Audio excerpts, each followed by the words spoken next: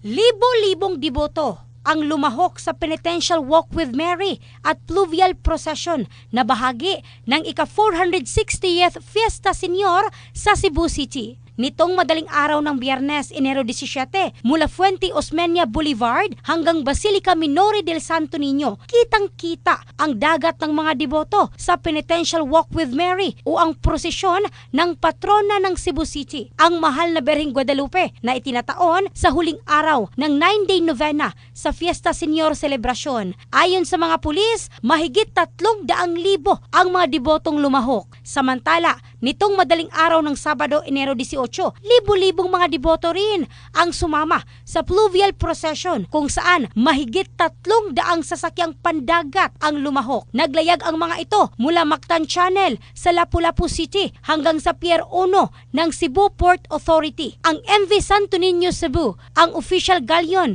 na nagsakay sa imahe ni Senior Santo Niño at Berhen ng Guadalupe sa naturang prosesyon. Matiwasay na natapos ang prosesyon at inilarawan ng Cebu City Police Office na very orderly ang pagpapatupad ng guidelines ng Philippine Coast Guard. Napag-alaman na humigit kumulang 1,000 police personnel ang itinalaga mula Pier 1 hanggang sa simbahan ng Santo Niño. Samantala, ayon sa Cebu City Disaster Risk Reduction Management Office, isinailalim sa Red Alert status ang Cebu City simula Sabado hanggang sa Linggo para sa mismong pagdiriwang ng Sinulog Festival 2025. In the heart of changing lives, ito si Michelle Craste ng Brigada News Philippines, the Music and News Authority.